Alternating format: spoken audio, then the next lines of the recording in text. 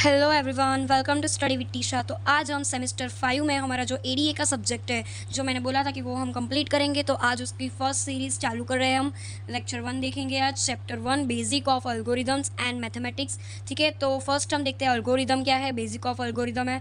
तो पहले हम देखते हैं एल्गोरिदम क्या है। तो let's first understand what is algorithm. ठीक है, तो algorithm is basically known as well defined set of steps to solve any problem in finite amount of time.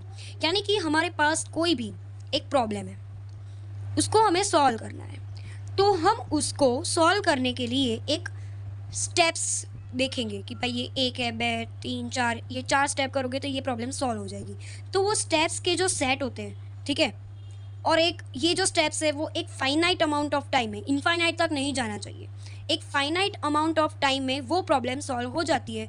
वो सेट ऑफ स्टेप्स डिफाइन जो हम करते हैं उसको हम बोलते हैं एल्गोरिदम। ठीक है, basically algorithm is responsible behind running any program of the programming language. ठीक है, एल्गोरिदम जो होता है ना वो बेसिकली क्या होता है कि कोई भी प्रोग्राम होता है वो रन होता है तो उसके पीछे क्या होता है, एक एल्गोरिदम ही होता है। ठीक है, जैसे कि एक एल्गोरिदम है और एक प्रोग्रामिंग लैंग्वेज है, वो दोनों मिलकर एक प्रोग्राम बनता है। ठीक है, ये बहुत बेसिक सी चीज़ है, कंप्यूटर इंजीनियरिंग में सेमेस्टर 5 में हो तो आपको ये पता होगा कि एल्गोरिदम जो है वो हम पहले से पढ़ते आ रहे हैं, प्रोग्रामिंग लैंग्वेज भी हम पढ़ते आ रहे हैं, ये जब दोनों मिलता है तो एक प्रोग्राम बनता है। ठीक है, अभी हम प्रॉपर्टीज़ ऑफ एल्गोरिदम देखते हैं कि algorithm should be having below properties. अभी हमें पता है कि जो भी हमें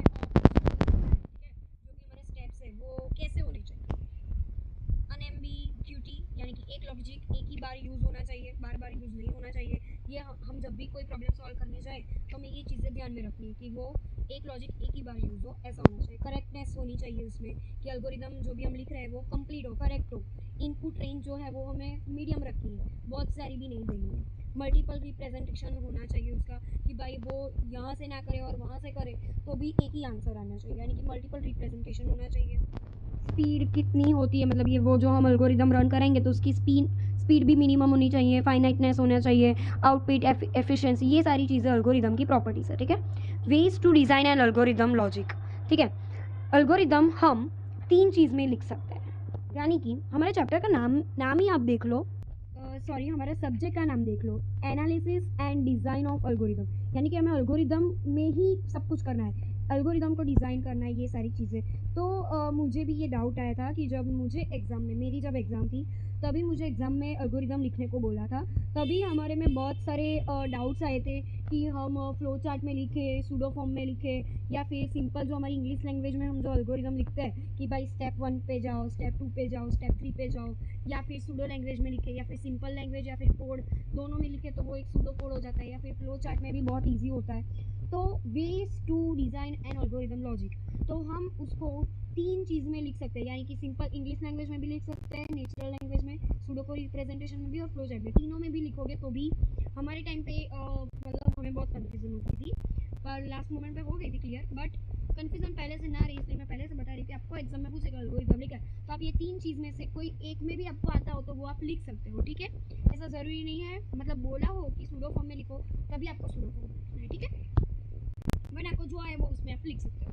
मैथमेटिक्स फॉर एल्गोरिदमिक सेट्स। ठीक है, अभी मैथमेटिक्स पर थोड़ा आता है, ये आपने बहुत पढ़ा होगा पीएस में या फिर सेमेस्टर 3 में भी ये बहुत ज़्यादा आता था। ठीक है, तो सेट देखते हैं। तो set is nothing but a collection of unique element. ठीक है, सेट कुछ भी नहीं है, सिर्फ क्या एक यूनिक एलिमेंट है। ठीक है, elements are generally written in curly braces. जो हम सेट लिखते हैं वो एक कर्ली ब्रेसेस में लिखेंगे। Name of the set is given as any capital alphabet. Name of the set is given as an any alphabet, यानी कि हमने जो सेट बनाया है उसका कुछ नाम देना पड़ेगा, तो वो हम कैपिटल में दे सकते हैं। यानी कि पहले तो हमने क्या बोला कि एलिमेंट जो होते हैं वो कर्ली ब्रेसेस में होते हैं। ठीक है, तो ये सारे एलिमेंट है 1 2 3 4, और ये एलिमेंट हमने कर्ली ब्रेसेस में रखे और सेट जो है हमने कैपिटल में रखा। ठीक है, तो सेट ऑफ कलेक्शन होता है। ठीक है, तो ये हमने रख दिया, तो ये होता है सेट। फिर मेथड ऑफ रिप्रेजेंटिंग और सेट को हम बहुत सारी चीज़ों से रिप्रेजेंट कर सकते हैं। एक तो listing method, element are listed in the set normally, जो हम नॉर्मली सेट बनाते हैं वो। दूसरा हम करते हैं डिस्क्राइबिंग, कि it is a defined using properties of set, यानी कि जो हमने लिस्ट बनाए, जो सेट बनाए वो कुछ प्रॉपर्टी हमें बताता हो कि भाई ए ई आई ओ यू, तो ये सारे वोवेल्स हैं। ठीक है, तो ये चीज़ें भी वो डिस्क्राइबिंग मेथड में यूज़ होती है। और रिकर्सिव यानी कि एक मैथमेटिकल कंस्ट्रक्शन हमें बनाना पड़ता है जिसे हम सेट को डिफाइन करते हैं वो रिकर्सिव मैनर में, कि जिसे देखो ये एक्स है, बट ये जो एक्स है वो 10 से छोटा होना चाहिए और नेचुरल नंबर्स होना चाहिए। ठीक है, तो ये पाइप कहते हैं इसे, मतलब वेर यानी एक्स, जहाँ पे एक्स वेर वो 10 से छोटा हो, ऐसा सब कुछ। ठीक है, तो हमेशा रिकर्सिव मेथड भी होती है। ये 3 चीज़ें, ये बहुत ज़्यादा नहीं पूछते, थोड़ा बहुत पूछते हैं कि सबसेट क्या है, रिकर्सिव मेथड बताओ, या फिर सेट का डेफिनेशन लिखो, एल्गोरिदम का डेफिनेशन मोस्ट टाइम पे पूछते हैं, ऐसा सब कुछ। ठीक है, अभी बेसिक टर्मिनोलॉजीज देखते हैं। सबसेट, तो सबसेट क्या है? Any set A said to be a subset of set B if, अब हम कैसे कर सकते हैं कि A जो है वो B का सबसेट है जब भी if all the elements of set A is present on set B। तो अभी हम बोल सकते हैं कि जो A है वो B का सबसेट है, यानी कि A के सारे एलिमेंट्स B में हो तो हम ऐसा बोल सकते हैं कि A B का सबसेट है। ठीक है, एम्प्टी सबसेट यानी कि set is said to be an empty set if it contains no element, उसमें एक भी एलिमेंट्स नहीं होगा तो वो सेट को हम बोलेंगे empty element, empty set. Okay, अभी हम देखते हैं पावर सेट। तो set of all subset of particular set is called as power set. मतलब जो हम सेट होता है, ठीक है, एक हमारा सेट है, उसके सबसेट है और उसका भी हम एक पर्टिकुलर सेट बनाते हैं तो वो होता है पावर सेट। ठीक है, इसकी डेफिनेशन ही आपको याद रखनी है, बहुत डिटेल में जाने की ज़रूरत नहीं है, ये आपने ऑलरेडी पढ़ा है। फिर आता है इक्वल, तो if every element of two sets A and B same then both are said to be equal set. ठीक है, ए और बी दोनों में इक्वल हो तो हम इक्वल सेट बोलेंगे। कार्डिनलिटी ऑफ सेट, मतलब कितने नंबर ऑफ एलिमेंट्स है उससे हमें पता चलता है कि उसकी कार्डिनलिटी कितनी है। ठीक है, देखो पावर सेट में थोड़ी बहुत दिक्कत आती है। तो पहले हम देखते हैं कि ये हमको एक सेट दिया है ए, ठीक है, अभी हम उसके सबसेट बनाने जाए तो एक तो एम्प्टी आएगा, फिर 1 2 3 1 2 2 3 1 3। ठीक है, और ये हो गए सबसेट, ये क्या हो गया, ये वाले उसके सबसेट है। ठीक है, अभी सबसेट का भी हम एक सेट बना दें, यानी कि ये सारी चीज़ों को हम एक कर्ली ब्रेसेस में रख दें तो वो बन जाएगा एक पावर सेट। ठीक है, तो फॉर्मूला 2n और सबसेट फॉर्मूला है ये, और ये कार्डिनलिटी यहाँ पे बताते हैं, यानी कि 2n यानी कि कितने एलिमेंट है, 3 है, तो 2 करेंगे तो हमें पता चल जाएगा कि कितने सबसेट आएंगे। ठीक है, ये फॉर्मूला थोड़ा याद रखना। ठीक है, operation on set, basic set operations are union. हमें पता है कि ऑपरेशन कौन से होते हैं सेट पे, एक यूनियन होता है, इंटरसेक्शन होता है, डिफरेंस होता है, जो हम पहले करते थे ना, गुजराती में बोलते हैं तो योग गण, छेद गण। ठीक है, ये सारी चीज़ें, बट इंग्लिश में बोलते हैं यूनियन। अभी देखो थोड़े इंग्लिश में जो गुजराती मीडियम वाले होंगे उसको थोड़ा दिक्कत आएगा कि ये यूनियन याद रखना थोड़ा हार्ड होता है। ठीक है, तो योग गण, फिर आता है छेद गण, ऐसा हम देखते थे ना, तभी योग गण है, योग गण। देखो योग गण यानी यो आता है। ठीक है, ये मैं आपको एक टेक्निक बता रही हूँ कि जिससे आप याद कर सको।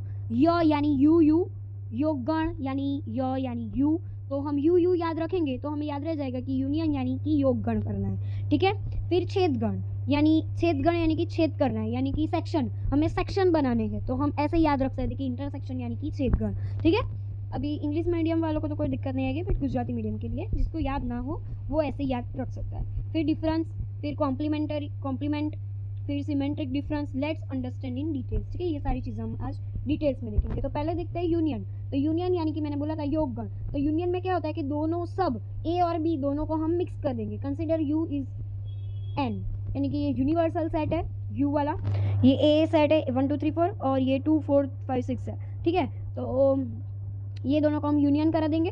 तो यूनियन का सिंबल, अभी यूनियन का सिंबल और इंटरसेक्शन की सिंबल में भी लोगों को कंफ्यूज होती है, तो हमने यूनियन यानी कि ये ऐसा ऊपर जाता है ना तो इसका सिंबल भी ऐसा ही आएगा, ये उसका सिंबल हो गया।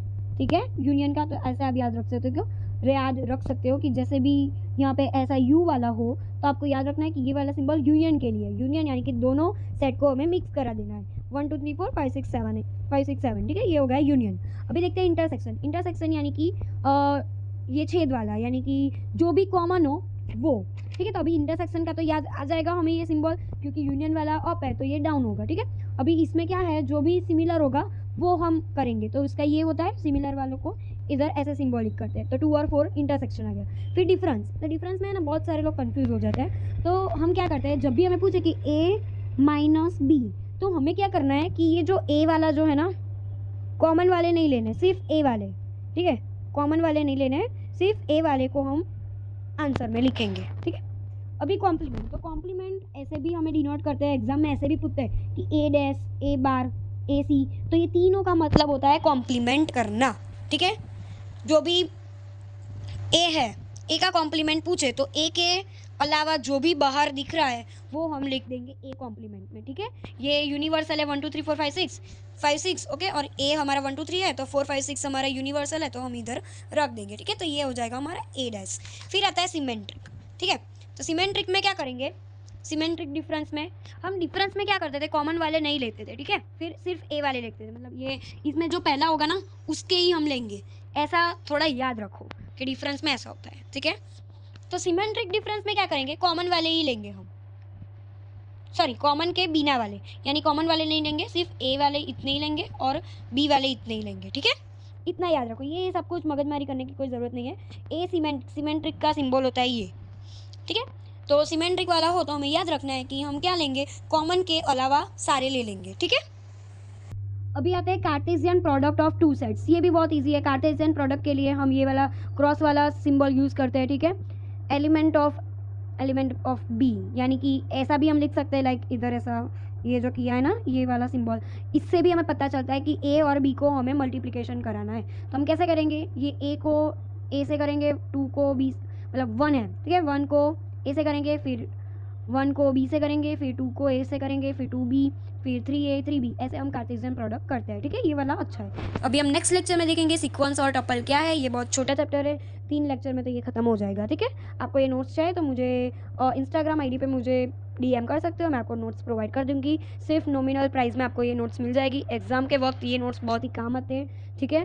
सो एक बार रिवाइज करने के लिए भी मैं लास्ट में आपको शॉर्ट नोट्स भी दूंगी, so keep in touch, okay. और इंस्टाग्राम आईडी को फॉलो कर देना, स्टडी विद टीशा नाम की मेरी इंस्टाग्राम आईडी है, तो उस पर आपको बहुत सारे अपडेट मिल जाएंगे, और कोई भी डाउट हो तो उस पर आप मुझे बोल सकते हो, ठीक है। लाइक शेयर सब्सक्राइब कर देना, ओके, थैंक यू।